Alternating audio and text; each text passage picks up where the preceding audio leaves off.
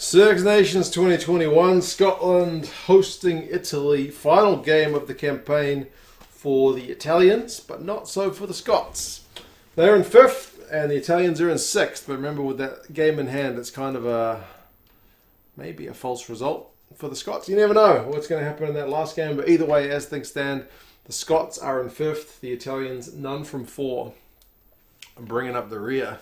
When you look at the point difference, it's pretty horrendous. I think the lowest, I think it might be Scotland aside from Italy, which is like 1 point in the positive. And the Italians are in like 146 negative. So, yeah, it's been a bit of a disappointing campaign for the Italians. You can certainly see some kind of bright spots in patches, but it's only in patches. And there's for every good patch, there's maybe 2 bad patches where they concede soft tries and ship 40-odd points every game. But anyway, we'll go over the squads, the recent history between the sides, some of the stats and the predictions, and you guys can let me know your thoughts on how this one is going to pan out. Scotland at home, they've made a few changes after that kind of disappointing result last week. Good news is they got Zander Fagerson back. He was suspended, but he's back from his suspension now, so he is available. Interestingly, Dave Cherry gets to start a hooker, and Sutherland is still there at loose head. And you feel like scrum time is one that they will look to really turn the screws on the Italians, because it's an area the Italians have struggled. And the Scottish scrum has been pretty good. It still stood up to the big Irish pack, which has been maybe the most dominant one at scrum time thus far. And yeah, they at least made the Irish concede 1 scrum penalty as well. There's a fly flying around my house somewhere. I can hear it, but I can't see it. Sam Skinner and Grant Gilchrist is an all-new lock-in duo because Cummings and Gray are injured. So that's a bit of a setback for them, because that lock-in duo of Gray and Cummings has been, pretty consistent. It's been something that Gregor Townsend's relied on, and they've been really good. So it's disappointing. They'll miss Johnny Gray's work rate for sure, but hopefully somebody else can step up. Jamie, Ritchie, Hamish, Watson, Matt Fagerson is becoming, speaking of consistency, a pretty familiar back row, even if he did rest Ritchie a little while back. Scott Steele takes a break from blindside flanker duties. I think it was blindside that he was on last time. And he's going to be not getting on the side of the scrum for this week, and he's going to be in his more familiar number 9 jersey. However, unfamiliar, Stuart Hogg's going to be lining up at 10 this week. With Russell not available, Hogg is shifting from fullback to 10. So that will be a really fun one to see as well, because who doesn't like seeing Stuart Hogg play and seeing him in an area maybe slightly outside his comfort zone? He can play there, it's fine. But yeah, will be interesting. I guess if it's against the Italians, I think the All Blacks have played, didn't they play Geordie Barrett, who's a fullback, against the Italians? Or was that against Namibia? Anyway, maybe it's the time to do it. Sam Johnson, Hugh Jones, 12-13 combo. Jones was on the bench last time, so he gets a start. Chris Harris on the bench.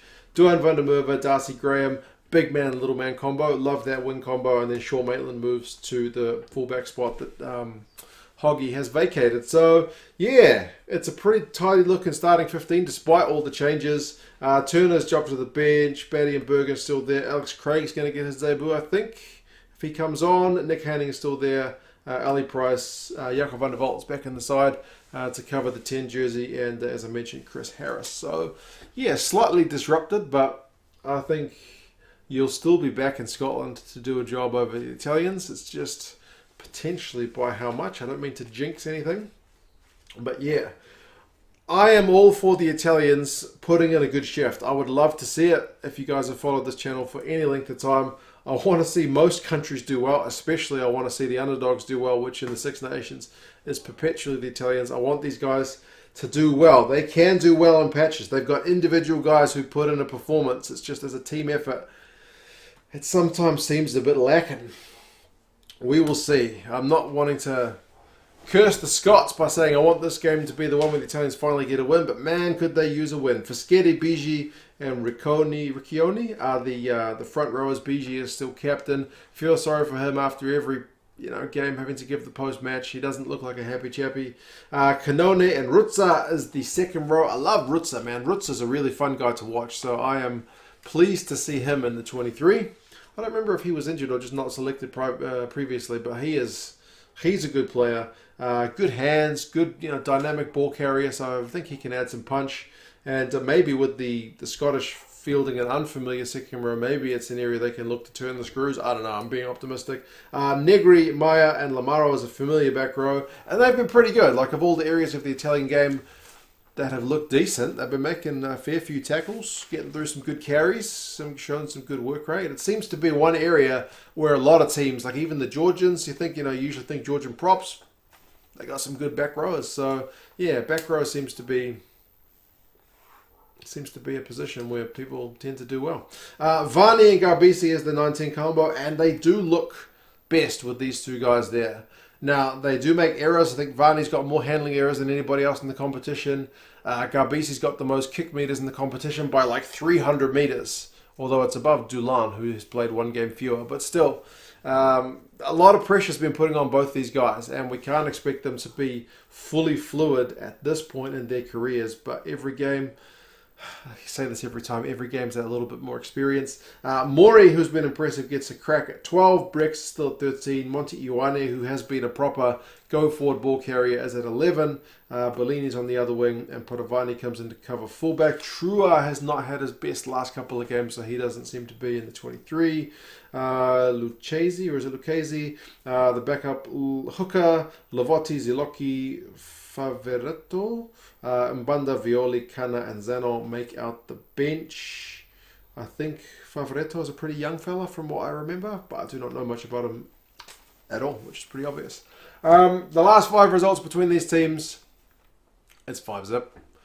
Yeah, Italians haven't had a win for a wee while. Over those last 5 games, the average score is 28-15, which is not exactly like huge blowout territory. Most teams have been putting 40-odd points on the Italians this Six Nations, so that was kind of going to be the set expectations for the Scots, you would imagine.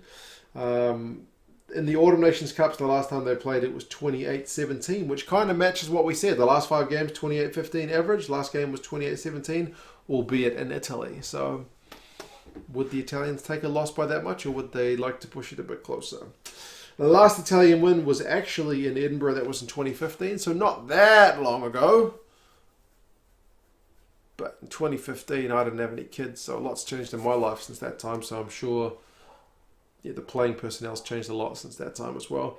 As I mentioned, the Italian scrum has been struggling a bit. That's going to be an area where they really need to front up because the Scottish pack is good, despite the new locks. Italy have scored, it's the I. Italy have scored 5 tries in the Six Nations thus far, 2 of them through Ioane. The last one, a bit of individual brilliance, so sometimes he really can crack the game open. For Scotland, everyone talks about them as being a really exciting team, and it kind of shows through in the stats. Like, you look at the most broken tackles, and despite the fact these guys have played 1 game fewer, like the 2 top guys are both Scots. You got Duhan van der Merwe, who is a big old unit, and you got Hogg, first and second. 17 broken tackles for Duhan and 16 broken tackles for Hogg. And then Ioane is 14, so he's not far behind. 17, 16, and 14. So you got some proper excitement material players on the field in this one, even if the predictions are pretty lopsided. Now the game is on at 2:45 local time over at Murrayfield, which makes it 3:15 in the morning over here in New Zealand, which means I'm probably not going to get up to watch this one live. I will watch it replayed, but that time it's just a little bit horrendous. Pascal Gauzier is the ref. Predictions, bookies have got the Scots by 28 points.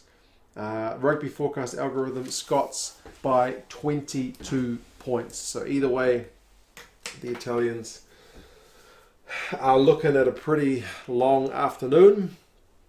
But as I said, I wish them all the best. I know they cop a lot of stick. They can't be easy fronting up to get smashed every week or every other week. So we'll see what they can show us. You guys let me know your thoughts on this one. How do you think it's going to go? Do you think the Scots are just going to blow the Italians off the park, or do you think this may be one that's a little bit of a banana skin for the Scots? You guys have any thoughts? Talk to you again soon. See you later.